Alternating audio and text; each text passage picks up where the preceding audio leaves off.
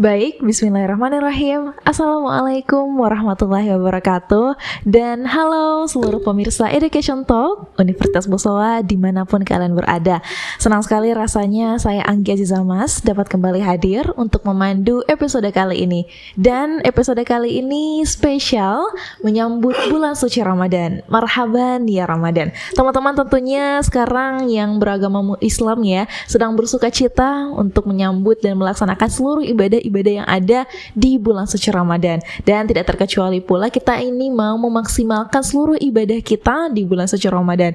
Dan teman-teman pasti juga banyak pertanyaan kan tentang kesehatan ataupun hal lainnya yang berkaitan tentang medis maupun kesehatan di bulan suci Ramadan. Apa yang bisa kalian lakukan dan bagaimana sebenarnya kalian bisa meningkatkan kesehatan pun juga berpuasa dengan maksimal di bulan suci Ramadan. Dan narasumber kali ini adalah narasumber yang tepat. Bersama saya sudah ada Dr. Ika, spesialis gizi klinik ya dok, sekaligus juga dosen di Fakultas Kedokteran Universitas Bosowa. Selamat datang dok, terima kasih banyak sudah bergabung bersama kami. Jadi dok, di episode spesial kita kali ini banyak nih dok yang bertanya tentang bagaimana sebenarnya puasa dari sisi kesehatan. Kalau mungkin dari segi agama semua orang sudah tahu ya dok, tapi dari sisi kesehatan masih banyak yang ingin mengetahui lebih dalam dan bagaimana caranya mereka bisa memaksimalkan puasanya mereka di bulan suci Ramadan ini. Kalau dari sisi medis atau dari sisi kesehatan dok, sebenarnya puasa itu bagaimana dok? Ya, jadi puasa itu adalah seperti yang kita tahu ya, menahan lapar. Jadi supaya kita makan tidak berlebihan, minum tidak berlebihan, seperti itu. Sebenarnya tujuannya adalah dari segi medis. Yang pertama, manfaatnya berat badan kita pasti turun, ya. Kenapa berat badan kita turun? Karena kita puasa selama 14 jam, maka cadangan-cadangan energi kita yang tersimpan, yang berlebih itu digunakan, ya. Sehingga efeknya adalah berat badan kita menjadi turun. Tentunya kita bisa jadi lebih sehat, ya. Dari yang berat badannya obes, kalau sudah turun kan lebih sehat lagi, gitu ya. Terus yang kedua, kita tercegah dari penyakit-penyakit seperti DM, seperti itu ya. Kencing manis itu timbul karena resistensi insulin. Jadi dengan puasa insulin kita menjadi sensitif kembali, gitu. Bekerja secara teratur, ya. Jadi tidak digunakan terus-menerus. Kalau kita tidak puasa, dengan makan yang berlebih, produksi insulin yang selalu digunakan secara berlebihan berkali-kali itu pada akhirnya menjadi lelah insulinnya, kemudian menjadi capek sehingga tidak tersensitisasi lagi untuk terproduksi. Itulah yang menyebabkan penyakit DM seperti itu.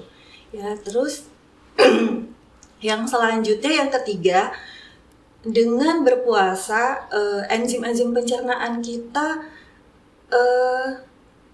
istirahat sementara, gitu ya. Jadi ada seperti fase istirahat di organ pencernaan kita seperti itu, sehingga organ pencernaan kita fungsinya bisa efektif kembali dengan berpuasa. Ya, iya dok. Sepertinya itu saja yang paling penting. Oh, jadi ternyata puasa itu bukan cuman sekedar menahan lapar, menahan dahaga, menahan nafsu dan lain sebagainya, tapi memang dari segi medis banyak ya dok manfaatnya. Banyak sekali manfaatnya, ya. Gitu. Kalau dijelaskan lagi secara lengkap, itu selama puasa 14 jam itu, jadi cadangan gula kita yang berupa glikogen itu dipecah di otot, ya, terus di metabolisme di hati juga, sehingga dia tidak perlu menggunakan asupan, tapi dari cadangan-cadangan energi yang berlebih itu digunakan di tubuh kita, ya. Jadi jangan khawatir untuk berpuasa. Jadi banyak sekali seperti tujuan Allah, ya, tujuan Allah untuk membuat tubuh kita sehat itu ada banyak. Jadi jangan khawatir untuk kelaparan. Iya, Ya, betul banyak dok. sekali mekanisme pertahanan tubuh yang sudah dirancang Allah sesempurna mungkin untuk manusia menahan lapar. Seperti itu. Ya. Iya dok, jadi kan mungkin banyak yang khawatir ya dok, mungkin pasien-pasien ataupun orang-orang yang kurang bisa menahan lapar. Ya, Gimana nih kalau seperti misalnya itu. bulan puasa, apakah sistem pencernaannya malah bakal rusak kalau misalnya puasa? Malah ternyata sebaliknya ya Ternyata dok. tidak. Ternyata justru enzim pencernaan, saluran cerna kita itu lebih teratur bekerjanya, ya seperti itu. Dan kalau mungkin yang masyarakat tahu selama ini puasa itu cuman membantu untuk menurunkan berat badan. Jadi berbahagialah mereka yang ingin menurunkan atau yang ingin diet selama bulan puasa terbantu. Tapi ternyata orang-orang yang memang tujuannya bukan hanya untuk diet itu juga bisa terbantu ya dok dari Iya, segi kesehatannya. Dari segi kesehatan terbantu. Jadi sebenarnya menurun berat badan itu bonus ya. Iya, oh bonus Sehat ya. itu yang utama. Sehatnya Jadi yang utama. kalau seandainya puasanya benar, nanti kita kasih tahu tips-tipsnya. Iya. Kalau seandainya puasanya benar, tidak buka puasanya tidak berlebihan, seperti itu pasti berat badannya turun. Tidak makan sembarangan ya, pasti berat badan turun.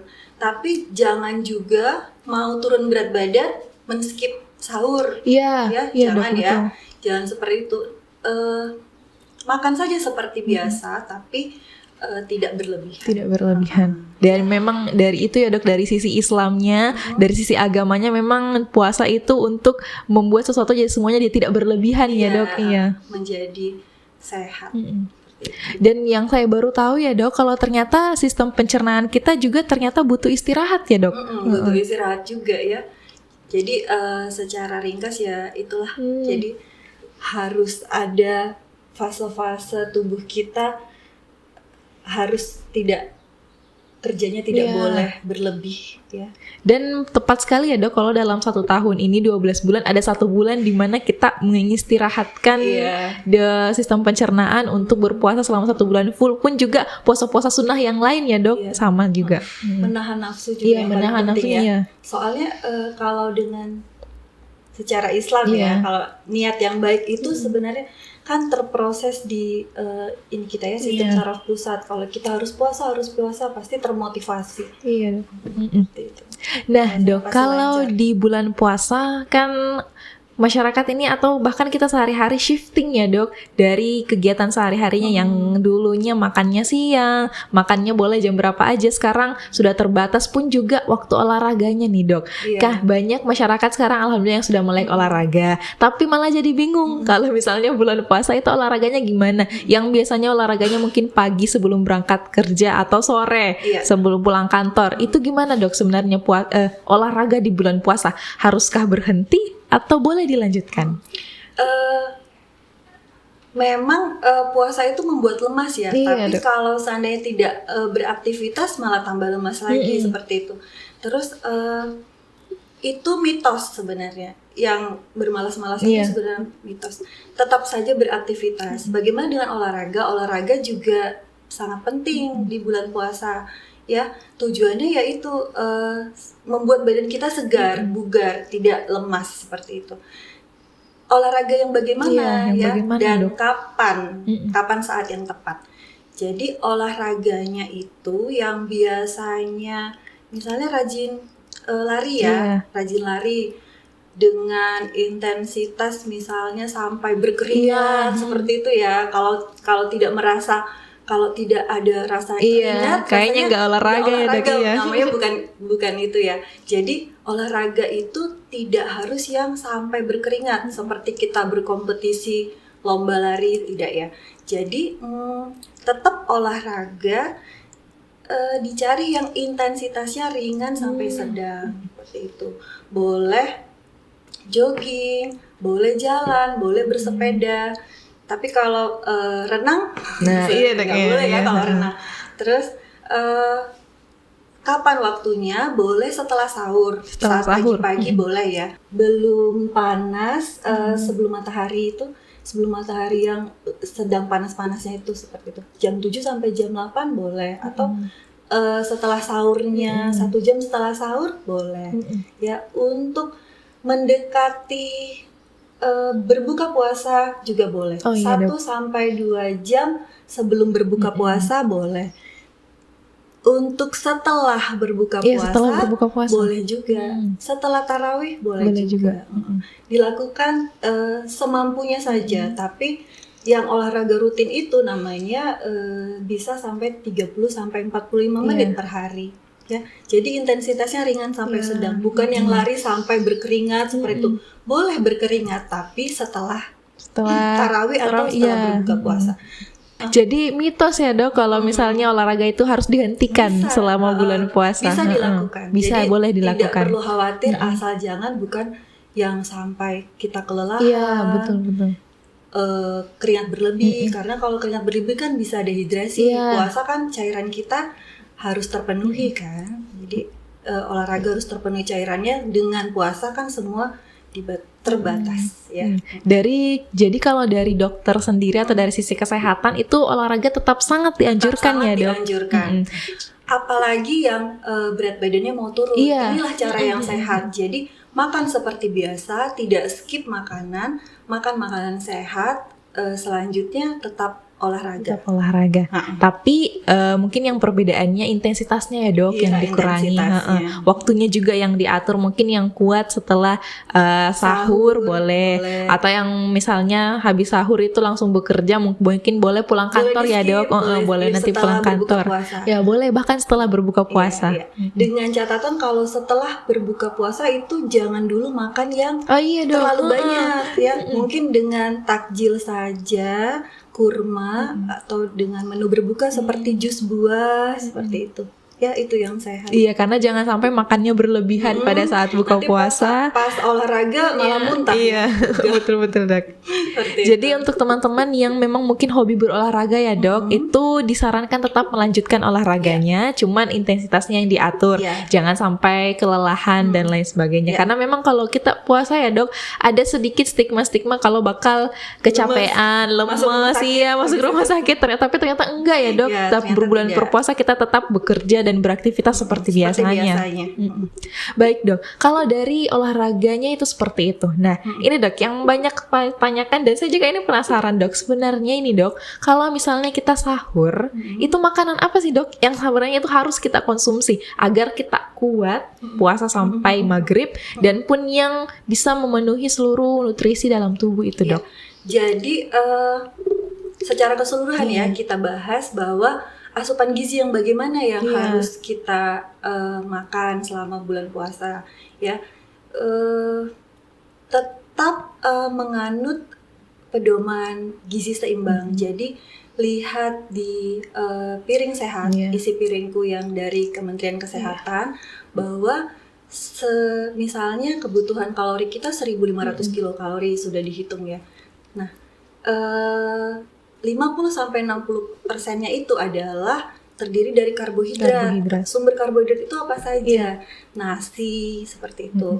Nasi, terus roti, mie seperti itu ya, pasta. Terus ada lagi gula juga merupakan sumber karbohidrat. Tapi karbohidrat yang simpel, ya. Nah, yang dianjurkan pada puasa ini adalah karbohidrat yang kompleks. Jadi karbohidrat yang mengandung serat, seperti nasi mengandung serat, gandum mengandung serat, seperti itu. Supaya apa? Supaya lebih tahan lapar. Ya. Sebenarnya mau makan seberapa pun kalau memang niatnya kuat, pasti tidak akan terasa lapar, gitu ya. Terus yang kedua, jangan lupa untuk zat gizi protein. Sumber protein itu penting untuk membentuk massa otot kita. Jangan sampai kita tidak makan protein. Kalau tidak makan protein, maka cadangan protein di dalam tubuh kita terbongkar, sehingga nanti massa ototnya turun. Yang diharapkan berat badan turun itu adalah lemaknya yang terbakar, tapi bukan massa ototnya, seperti itu. Jadi sumber protein penting, ada protein hewani, protein nabati. Protein hewani itu yang dari hewan, ikan, ayam, ya. Terus apa lagi? Ada dagingnya dok, daging, boleh daging-dagingan. Telur, seperti itu. Susu juga sumber protein. Yang ketiga adalah lemak. Kalau lemak itu dipilih lemak yang baik, ya. jangan juga makan berlebihan lemaknya. Ada paling tidak makanan yang digoreng itu setidaknya 3 kali seminggu saja. Selainnya kan bisa proteinnya bisa dengan cara proses di kukus atau di sup seperti itu, terus ditumis yang tidak menggunakan banyak minyak ya. Kalau menggunakan banyak minyak, metabolisme lemak kita juga berlebih. Yang tujuannya puasa untuk sehat, ternyata malah menimbun lemak ya di dalam tubuh kita. Jadi berat badan kita ya tetap aja nggak akan turun ya. Terus yang ketiga adalah lemak tadi sudah, vitamin dan mineral. Vitamin dan mineral cuma hanya didapat dari sayur dan buah. Jadi tetap mengkonsumsi sayur dan buah. Ya, caranya bagaimana? Misalnya sudah makan dok, begat gitu. Misalnya buka puasa dengan kurma untuk awal ya, 2-3 biji kurma itu sudah cukup. Kemudian minum air putih atau jus. Selanjutnya boleh buah. Setelah sholat maghrib boleh makanan utama. Ya, makanan utama itu misalnya kita boleh makanan utama seperti makan malam, ya. Jadi nasi 1 porsi sekepal tangan kita ditambah dengan 1 atau 2 porsi protein, ya, ikan 2 porsi atau ikan dengan telur atau ikan dengan tempe 2 potong, ya seperti itu. Itu boleh. Ya, itu aja ya, kayaknya sudah cukup. Terus jangan lupa minum air putih juga, ya air putih karena rentan dehidrasi dengan berpuasa. Bagaimana dok mengatur porsi makanan saat sahur? Karena banyak nih dok yang berkata kalau sahur itu makanlah sebanyak-banyaknya biar nanti kuat puasanya sampai maghrib. Itu gimana dok mengaturnya? Iya. Jadi tidak harus seperti punya pendapat seperti itu karena tubuh kita punya kompensasi sendiri, punya kompensasi yang sangat baik. Ya, jadi jangan berpikir biar puasanya kuat makannya 2 kali lipat ya. Seperti itu. Justru dengan kebanyakan makan malah membuat tubuh kita tidak segar, malah tambah lemas. Jadi tetap seperti kita sarapan pagi. Jadi lengkap yang tadi saya sebutkan, lengkap ada sumber karbohidrat, nasi, hanya cukup 1 kepal tangan saja, atau untuk laki-laki bisa 1-2 centong nasi, 2 itu ya bisa 10 sendok makan misalnya. Rata-rata seperti itu. Tapi untuk gampangnya sekepal tangan kita ya. Terus tetap ada sumber protein. Sumber proteinnya yang tadi ikan, telur, daging, ayam seperti itu. Terus lemaknya susu. Ya, itu saja. Sama serat. Iya dong. Untuk menahan lapar itu serat sangat dibutuhkan. Berarti sayur-sayurannya dong, buah-buahan. Ya. Oh iya dok. Jadi ternyata kalau sahur itu tidak perlu misalnya makan sebanyak-banyaknya, tapi yang penting mencukupi keseimbangan gizi ini. Justru nanti kalau makan sebanyak-banyaknya, insulin kita lebih kerjanya sangat maksimal. Insulin kerja metabolisme tubuh kita kan juga membutuhkan energi, sementara kita tidak makan saat bekerja, pada saat bekerja. Jadi kita jadi lebih cepat lelah. Boleh dicoba. Oh iya, jadi kayak energinya lari ke situ ya dok, daripada untuk mengolah makanan, bukan untuk berpikir dan lain sebagainya. Oh iya, betul-betul dok. Iya. Jadi memang kalau sahur itu makannya perlu diperhatikan ya dok, harus memenuhi keseimbangan gizi ini biar puasanya kuat ya dok.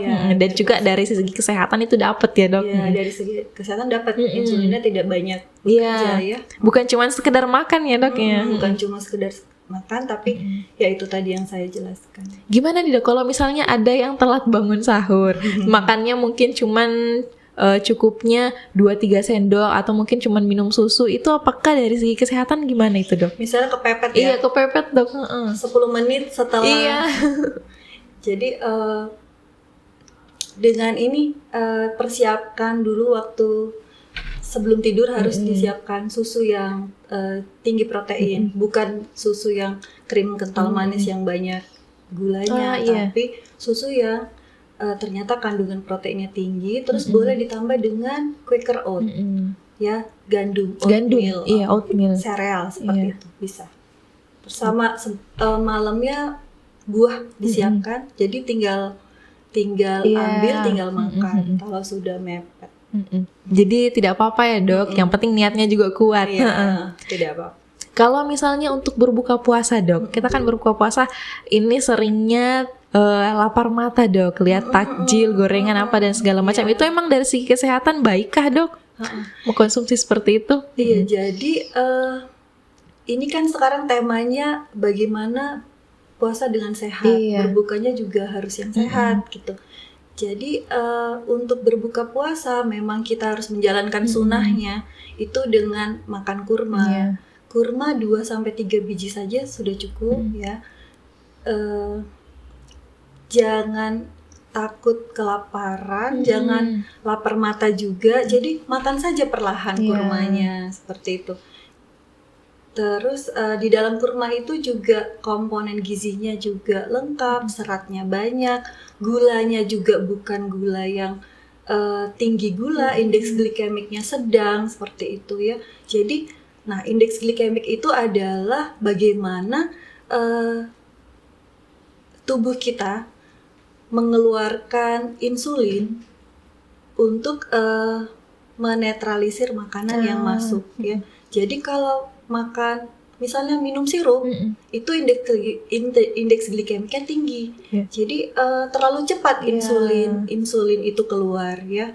Jadi perlahan-lahan justru lebih bagus insulinnya keluar. Jadi tidak terlalu capek juga insulin yang sebelumnya istirahat ini dipacu bekerja.